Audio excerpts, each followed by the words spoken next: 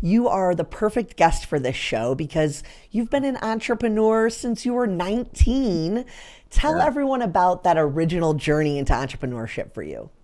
Yeah. I mean, I would even say even younger. Like I've always had a very hustler mentality. I'm from Southside Richmond, and it's all about, figuring out ways to make money and get by. And, I feel like I've always had that entrepreneurial spirit. Like I started off like buying candy at the store and flipping the candy at school. So like I've just kind of always been in my bag when it comes to being an entrepreneur. But my first company I started was at 19 years old. I was actually early in my sophomore year of Virginia Tech, and I had to drop out to go back home, help out family. I was working at Joann Fabrics. I was making minimum wage. I would literally, you know, the gas it took to get to work and just buying lunch, I was like, did I even profit today? Like that.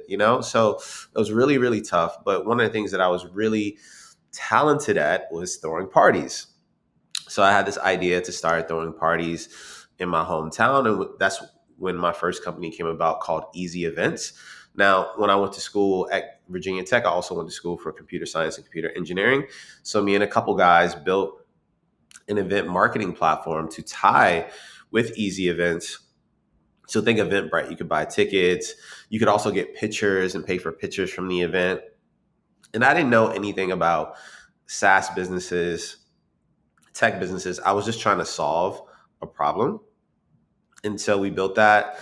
And a couple of years later, we sold it. We sold it. And I find out, I want to say maybe 6 to 8 months later, that company sold for way more than what I sold it for.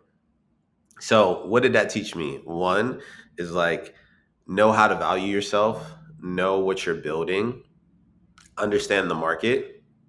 I was a kid from Southside Richmond. I didn't know anything about Silicon Valley. I didn't know anything about SaaS companies. Always stay curious. I think in that company, I was in a space where we were printing money, things were good, and then things weren't so good. We sell the company, and I wish I would have stayed curious, continue to innovate, and things like that. And so that was a really valuable lesson for me as a small business owner, entrepreneur, to understand my value, but also continue to innovate and stay curious.